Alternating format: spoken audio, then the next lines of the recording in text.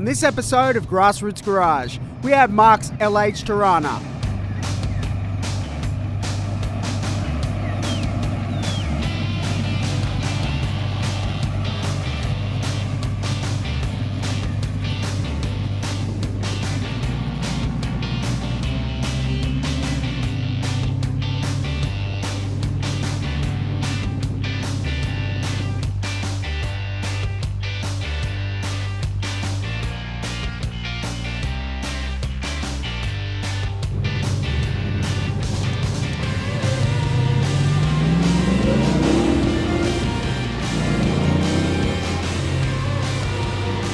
Welcome to Grassroots Garage. I found Mark's beautiful Torana. Mark, thanks for your time.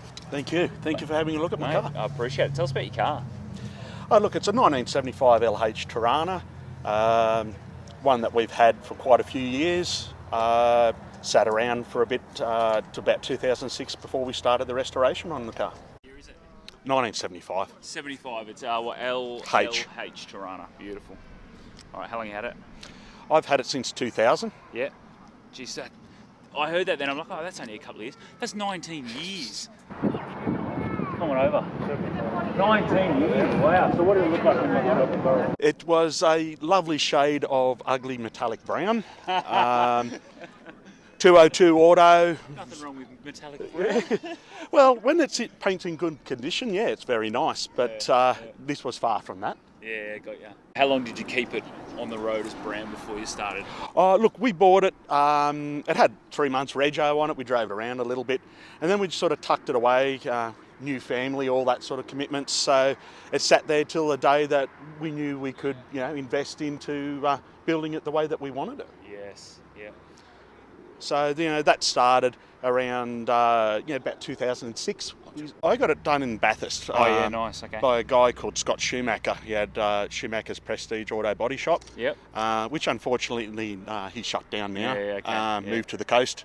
Oh yeah, half your luck. Mm. Yeah. So we're very lucky. We had a very good shelled car to begin with. This Yes. car, as much as the paint was ugly, had never been bashed, crashed, had no rust in it. Yeah. So we had a really good basis to start from. Yeah. So it's a 4-cylinder. When it was first. No, 202. 202. Nice. Yeah. So it was a 202 automatic. Okay. Yeah. Beautiful. Tell me about this motor that's in there now. Not 202 anymore. No, that's an old HQ block, which through Baker's Engines, we've done a Cum 383 stroker. Yes, okay. Yep. Then running Cum heads, a Crow hydraulic roller cam.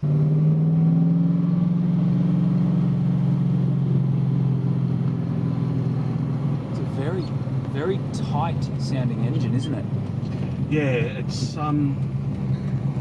got all the good gear in it, and we've never really ever dynoed it or anything else to sort of find out power output out of it, but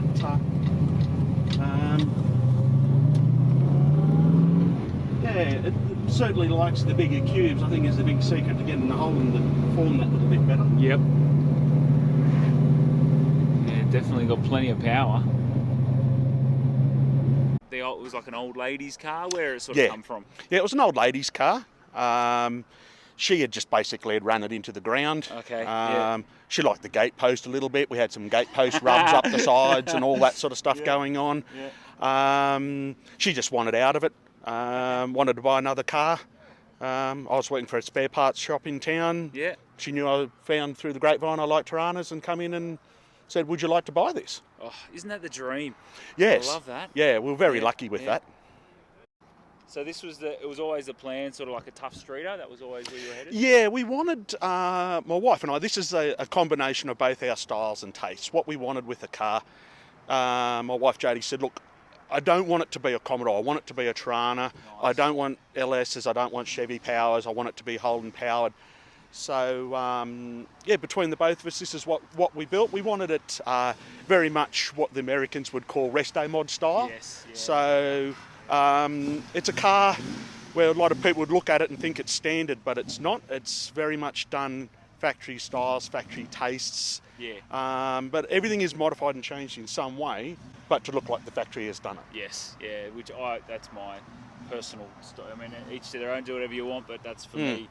resto mod street cars is that's where I sort of like to hang around, you know what I mean? Driven street cars. So, so you've upgraded the motor. What gearbox did you put behind it? Unfortunately, it's still got the poor old Supra 5-speed behind it, so it's not liking it too much. It's starting to make a few noises and things, but we look like we'll still stick with that. We might go with an Albins gear set in that gearbox, mainly for tunnel fit.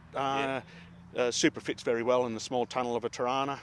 Wife wants to keep it manual, so she doesn't want to go auto, so we'll go that way, and I think that's on the cards for the future. I mean, guys put 1,000 horsepower through those boxes in the Supras. You know those 2Js, they wind them up, 2Js, don't they? So, unfortunately, this is only an old W series, so this is only an old W58. So So W was even the sleekers, wasn't it? Sleekers, Supras, stuff like that. The early Supras.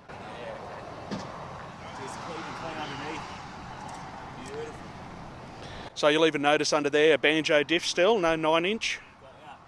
So we did that a little bit different. We did a Harrop Trutrac centre in that, billet 28 spline, axles like a 9-inch. We beefed up that, so that's good enough for a street car diff. We don't do burnouts, we don't do any of that sort of stuff. My way of thinking, I tend to do things a little differently. Everyone does the 9-inch and all that. It's all pretty easy. This is a little bit more trickier way of going about it, but that's the way I like to do things. Mate, I love that. Yeah, definitely. Tell me about the interior. Who's done that for you? Wayne at Street Trim. Street Trim. Yep. Yeah. Beautiful. He's So, local. Yes. Yeah, Wayne did that for it. Very clean. Very much a master of his craft. He does a beautiful job. As you sort of said, looks like it was factory built, you know what I mean? But just nicer. Yeah. And so the only subtle differences is we just changed the stitching up. Stitching used to go down, now we go across. But it still looks factory made. So unless you really know, it sort of keeps the styles, but is different at the same time. Beautiful. Yeah. What about this steering wheel? What's that on? That's an original Torana. Is it really? What they came out with, obviously it's a reproduction one by Rare Spares to be in that condition. Very nice wheel.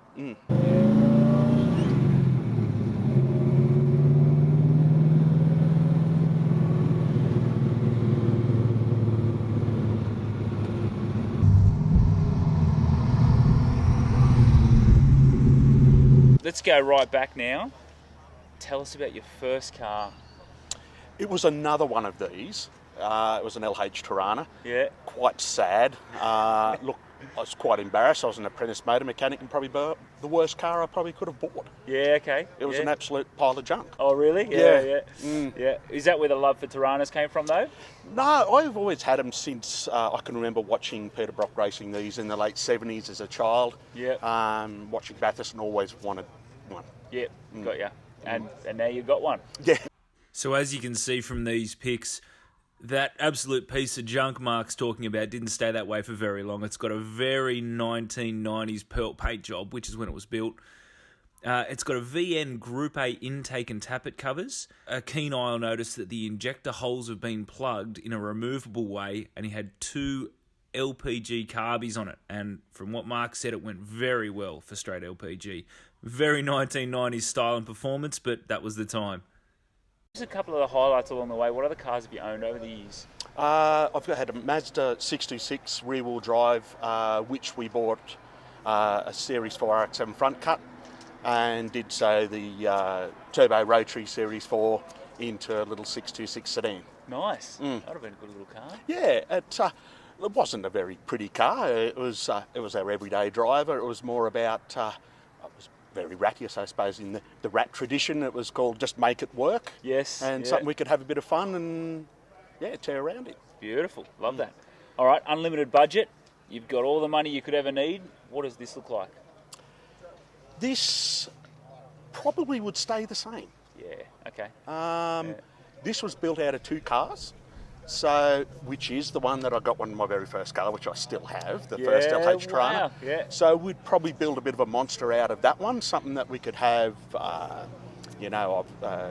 turboed 383 Holden again, or blowing 383 Holden, something along those lines. Something we can have a bit of fun in, without worrying about scratching, wrecking, dirtying, or anything else. An oil leak in that engine bay would be terrible. That's a left-hand drive, that thing.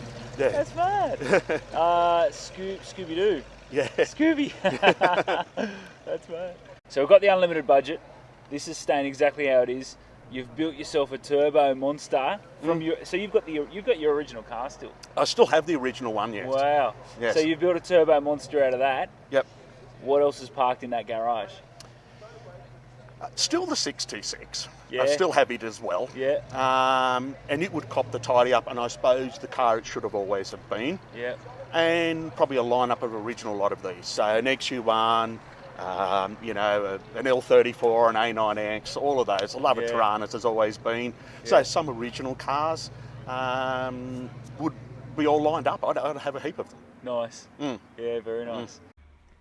Mark just wanted to say a big thanks to his lovely wife Jody for being by his side. She was in there in the garage with him getting her hands dirty, and from what I've been told, she can drive that Torana just as hard as Mark can.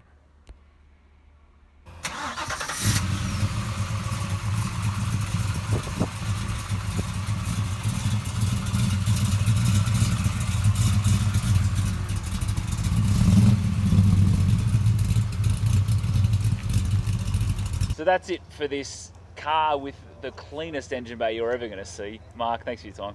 Ta, thank you. Perfect, man.